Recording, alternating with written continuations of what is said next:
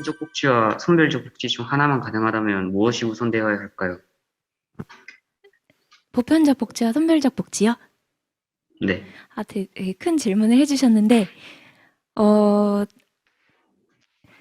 사실 답하기 어려운 질문이에요. 저는 둘 다 가야 된다고 생각합니다. 사실 우리나라에서도 보편적 복지와 선별적 복지가 둘 다 이루어지고 있어요. 예를 들면 뭐 건강보험이라든지 국민연금 이런 것들은 다 보편적 복지의 성격을 띈 것이잖아요. 그렇지만 그런 것들로만은 충족되지 않는 그런 굉장히 어, 취약한 그런 인구 집단이 있거든요. 예를 들면은 소득이 전혀 없는 노인분들이라든지 장애인 분들 중에서도 전혀 이제 일을 할 수 없는 분들 그런 분들에게는 어, 선별적으로 집중적인 지원이 필요하다고 생각하고요. 어, 그런 것들이 어떻게 보면은 음, 그러니까 그런 것들을 희생해서 보편적 복지를 이루어야 된다고 생각하진 않아요, 저는.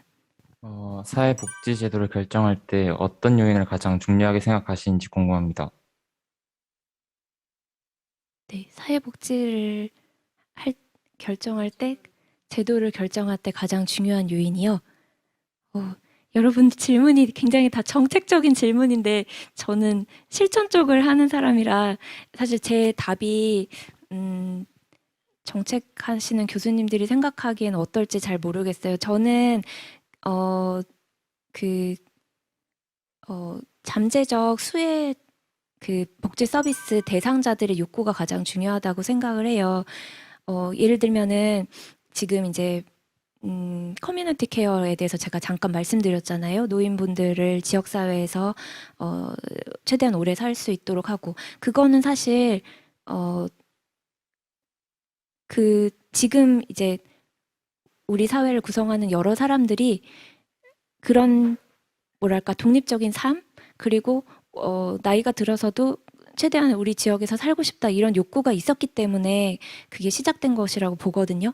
그게 단지 뭐 국가에서 시설을 없애고 지역사회로 다 보내야 된다 이렇게 해서는 안 된다고 생각해요. 그래서 저는 우선은 당사자들의 욕구 이게 가장 중요하다고 생각을 합니다. 네, 감사합니다. 그러면 유튜브 라이브 시청자들의 질문도 확인해 볼 텐데요. 먼저 노인 복지와 관련해서 교수님께서는 어떤 연구를 진행하시는지 궁금합니다. 네. 제 연구는 사실 좀 죽음과 관련된 연구를 많이 하고 있습니다. 예를 들면은 사전 돌봄 계획이라고 하는 것이 있는데요. 우리나라에서는 이제 사전 연명 의료 의향서 작성이 이제 조금 어, 제도화가 되었잖아요. 근데 그런 그런 것들을 포함해서 우리가 마지막 임종기의 삶을 어떻게 질을 높일 것인가 이런 데 관심이 있고요. 그래서 그것을 위해서 어떤 얘기들을 가족들과 또 의료 내가 주치의라고 생각하는 사람과 이야기를 나눠야 되는지 건강할 때 그런 것들을 어떻게 이야기를 나눠야 되는지 이런 데 관심이 있고요. 특히 치매 환자의 경우에는 나중에는 본인이 결정할 수 없게 되기 때문에 그것들을 미리 생각해 볼 시간이 필요한데 그걸 어떻게 하면은 가능하게 할 수 있을까 이런 부분에 관심이 많고 연구를 하고 있습니다. 네, 감사합니다. 인생의 마지막 부분에 대해서 좀 관심을 가지고 연구를 하시는 것 같습니다. 그러면 다음 질문을 받아볼 텐데요. 한국은 노인을 만 65세 이상 고령자로 지정하고 있고 프랑스는 그 기준이 75세라고 합니다.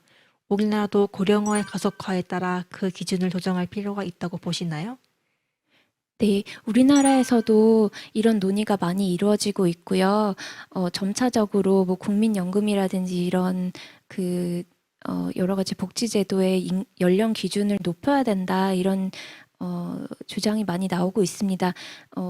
저도 이제 장기적으로는 그런 방향으로 가는 것이 여러 제도의 지속 가능성을 위해서 필요하지 않나 이런 생각을 하고는 있습니다. 그런데 하나의 문제는 이제 우리나라의 경우에는 그 사실 65세까지 일을 하시는 분들도 아주 많지는 않아요. 뭐 공무원이나 이런 교수나 이런 사람들은 그렇지만 사실 민간에서 그러니까 사기업에서 그렇게 오래 일하는 분이 많이 안 계셔서 너무 연령을 높여버리면은 퇴직하고 나서 연금을 수급할 수 있는 나이까지 너무 시간이 많이 떠버리거든요. 그래서 그런 부분들에 대한 좀 고려가 있어야 하고, 고령자 기준을 올리더라도 좀 천천히 여러 가지 여건들을 고려해서 점진적으로 해야 되지 않나 이런 생각을 하고 있습니다. 네, 감사합니다. 그러면 다음 질문으로 넘어가 볼 텐데요. 강연에서 말씀해 주신 다양한 불편함이나 문제를 해결하려면 결국 정책으로 해결해야 될 것 같은데 사회복지학에서는 어떤 것을 공부하고 또 어떤 식으로 실생활에 반영이 되는지 궁금합니다. 네, 사회복지학에서는 많은 것을 배웁니다. 저희가 보통 얘기할 때는요, 정책과 실천 둘 다 보고 있어요. 그러니까 정책은 거시적인 접근으로 제도나 그런 법 이런 거에 영향을 미쳐서 삶을 바꿔나가려는 그런 시도고요. 실천은 좀 미시적으로 개인이나 가족, 나아가서는 지역사회 이런 데에 이제 관심을 가지고 어떻게 그 환경을 바꿔나갈까 이런 것들을 이제 공부를 하고 있습니다. 그래서 사회복지학과에 만약에 오신다면 그런 여러 가지 차원에서의 접근을 다 배우고요. 그리고 어떤 식으로 실생활에 반영되나 글쎄요. 분야에 따라 다를 것 같은데요. 저는 이제 노인복지 분야에 있으니까 노인복지 분야에서는 연구자들이 연구만 하지 않고 여러 가지 정책들을 만드는 그런 활동에도 참여하는 분들이 많이 계세요. 그래서 예를 들면 국민연금이라고 하면은 국민연금을 어떻게 조정해야 소득 대체율도 올라가고 또 앞으로 이제 노인 인구가 많아지는데 그런 것들에도 이 제도가 계속 지속될 수 있는지 이런 것들도 많이 연구를 하시고요.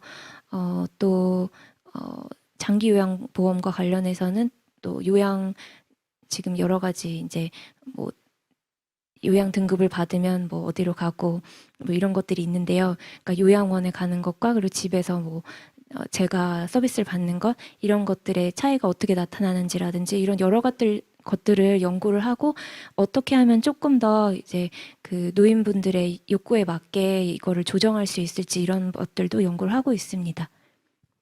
네, 감사합니다. 아무래도 정책에 대한 질문이 많은데 실천이나 개인에 대한 집중도 필요하다고 말씀해 주신 것 같습니다.